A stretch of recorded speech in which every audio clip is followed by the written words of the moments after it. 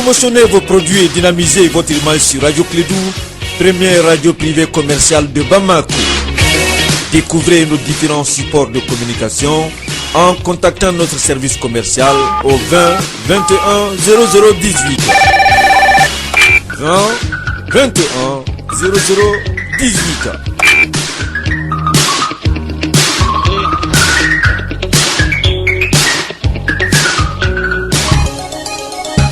Le sport, les infos, la musique, l'actualité, le tout tamisé et servi à chaud pour vous sur Radio Clédou.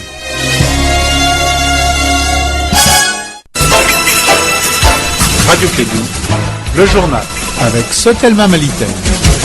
Mesdames et messieurs, fidèles auditeurs, en condition de Clédou sa matinale, on vous dit bonjour, bienvenue, très heureux de vous retrouver. C'est avec bonheur qu'on se lève le matin de bonheur pour vous apporter le plaisir.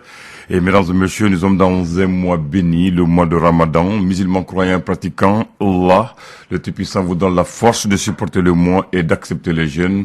Bienvenue à vous tous. Nous sommes au 4e jour de sacrifice, parce que jeûner, c'est un sacrifice, mais c'est une obligation si tu es musulman croyant pratiquant. Il est là.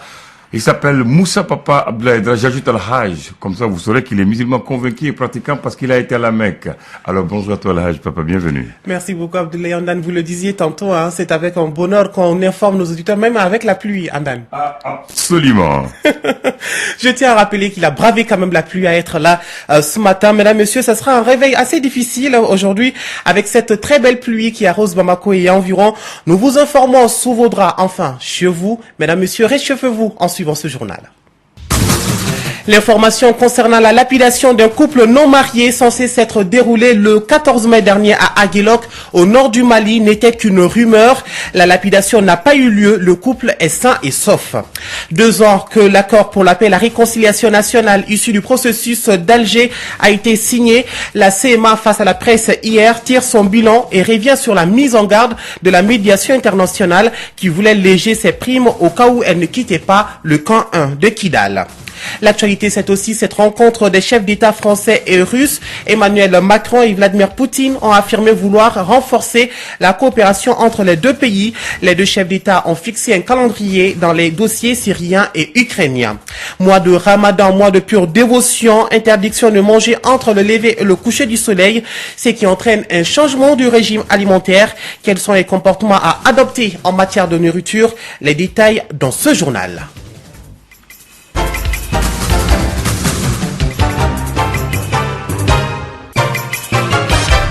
4e jour du mois de Ramadan, mesdames, messieurs, bienvenue dans cette édition. Je vous l'annonçais à l'instant, une rumeur qui s'est vite propagée comme une traînée de poudre.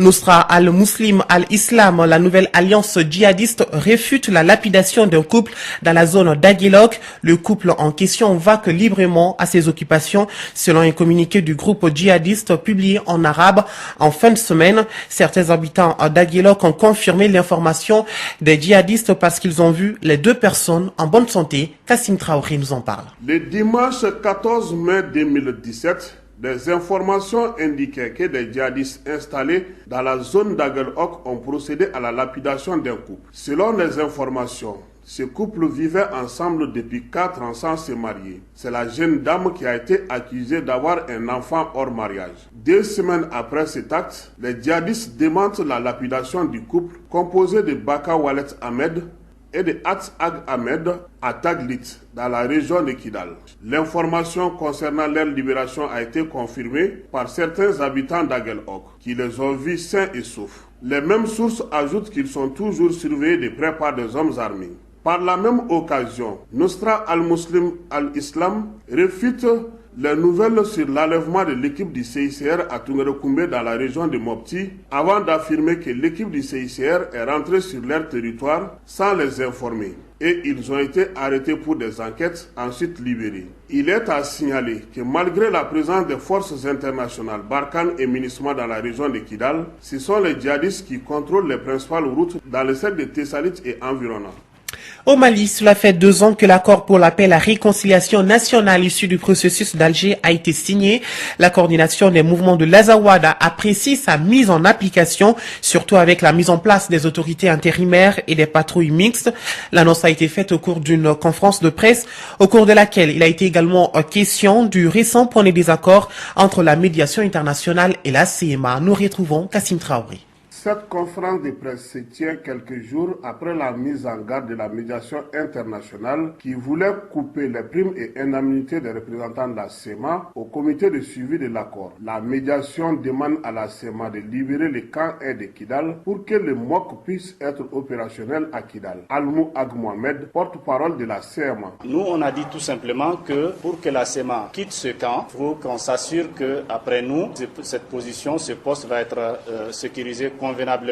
Il y va de la sécurité des populations de cette ville. 2 ans après la signature de l'accord, la CEMA trouve qu'il n'y a pas de lanterne. Ag Mohamed souhaite la mise en place de l'expert indépendant conformément aux dispositions de l'accord. Il y a une disposition de l'accord qui est très attendue. Il s'agit de l'observateur indépendant. Pour que désormais, on nous dise qui est fautif par rapport à la mise en œuvre de l'accord. Qui est en train d'entraver véritablement la mise en œuvre de l'accord. C'est ça le travail de l'observateur indépendant. Quant à Mohamed Ag Mahmoud, il a axé son intervention sur les imperfections dans la mise en application de l'accord. Et pourtant, on vous dit quelque part qu'il y a un ministère qui a dépensé des milliards dans ces régions, mais nous, on n'en a pas. On n'a pas. Tout le débat, c'est entre les parties prenantes à Bamako, et les gens sont là, ils attendent, ils ne savent pas qu'est-ce qui se passe, on ne sait pas quel est l'acteur qui les leviers, et ainsi de suite. Pour la CEMA, il faut une volonté politique forte du gouvernement malien pour que l'accord puisse aller le plus rapidement que possible. Almou Ag Mohamed, porte-parole de la CEMA. Les gens sont disposés, ils sont prêts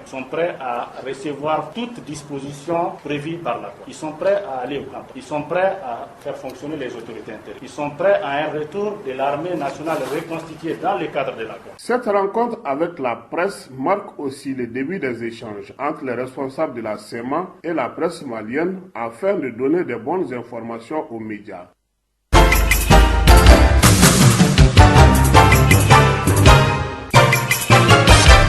7h07 à Bamako. On vous l'annonçait hier, des coupures intempestives d'électricité persistent dans plusieurs quartiers de la commune 6 du district de Bamako, notamment à Atité-Bougou, Niamana, Yirimadjo, Banakambougou.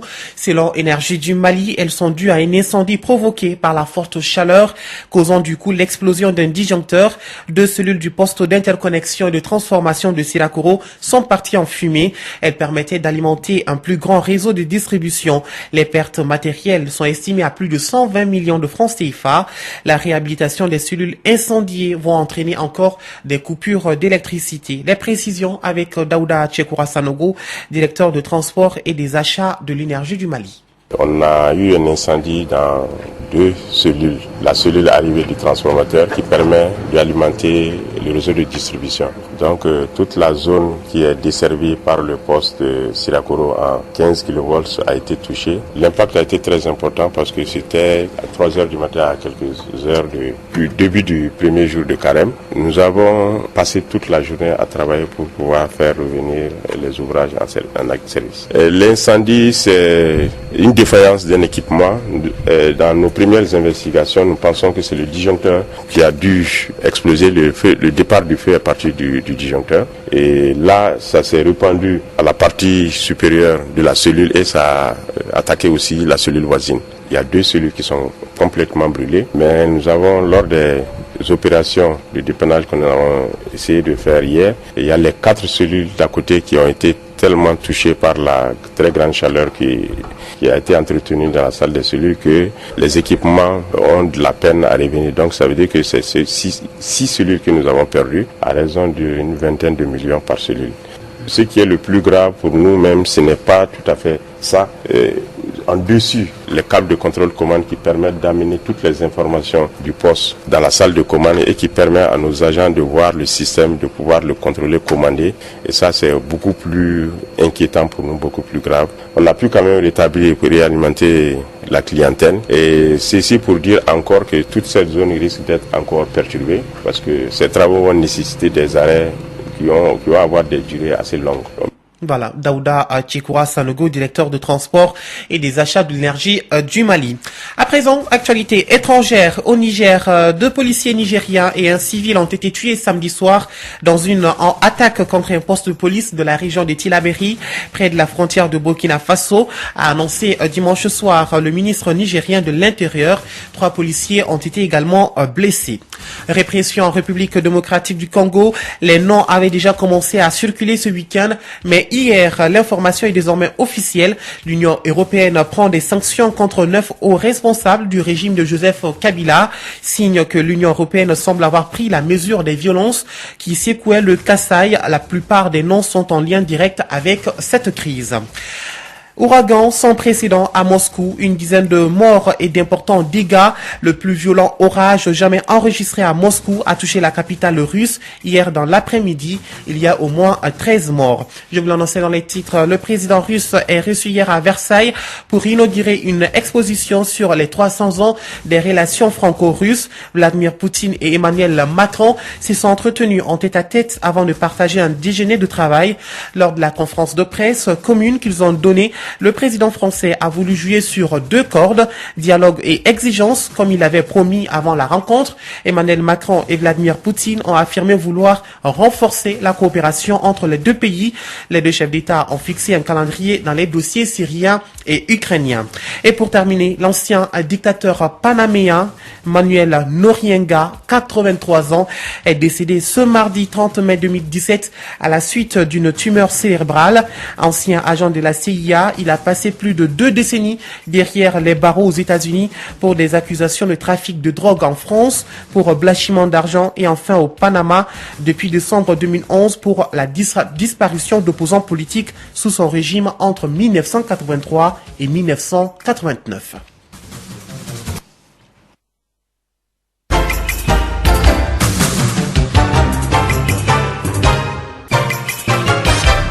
Retour à l'actualité nationale, le mois de Ramadan, un mois béni de dons et de partage.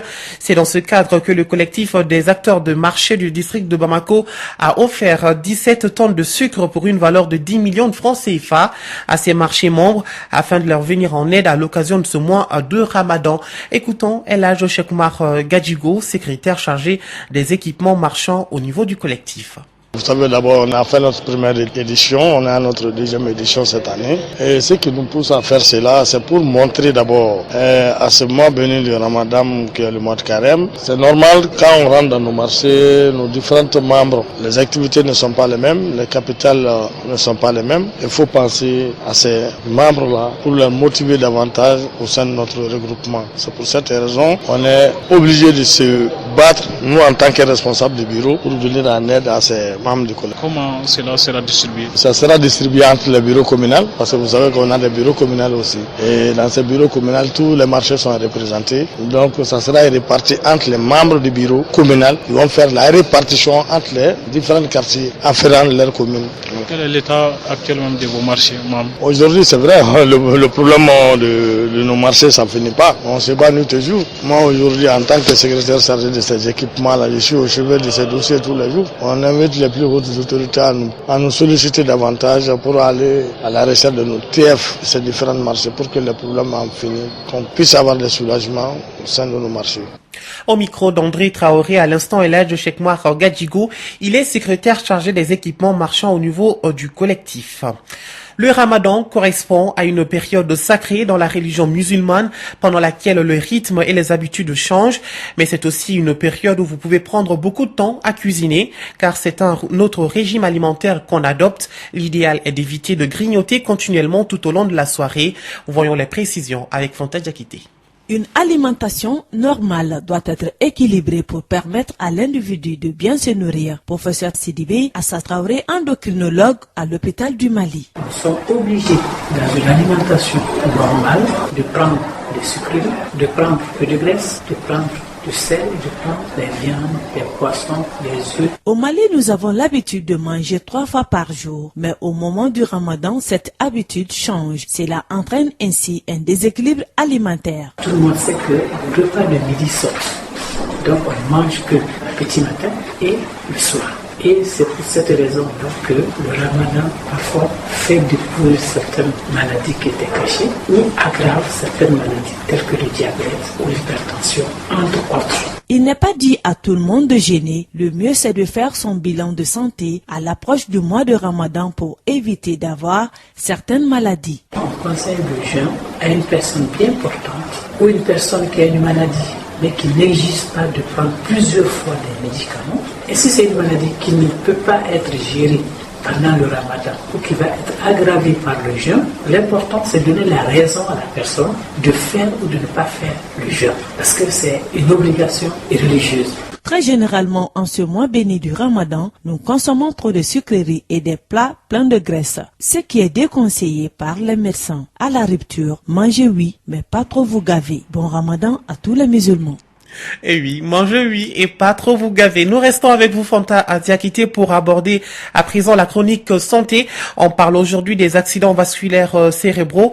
Ils sont à la base de morts subites. Par contre, les causes de ces AVC sont dues, entre autres, à l'hypertension artérielle, le diabète, la maladie du cœur, etc. Devant tout cas d'accident vasculaire cérébral, l'urgence est là. Malheureusement, le Mali ne compte que 10 neurologues pour une population de plus de 17 millions. Reportage. Les accidents vasculaires cérébraux ou AVC est une maladie des vaisseaux qu'on retrouve au niveau du cerveau. Dr Massama Kamara, neurologue et neurobiologiste au centre de santé de référence de la commune 4. Les AVC, c'est un dysfonctionnement des vaisseaux qui se trouvent au niveau du cerveau. Donc ça se manifestera par une perte de fonction gérée par le cerveau. On a soit un déficit moteur, soit un déficit sensitif, soit une perte de conscience. Donc c'est par rapport au territoire concerné. Selon les spécialistes, les symptômes et les signes cliniques des AVC s'installent très brutalement chez les patients. Certains facteurs de risque sont liés à cette pathologie. C'est surtout les facteurs de risque vasculaire. L'hypertension artérielle est le facteur de risque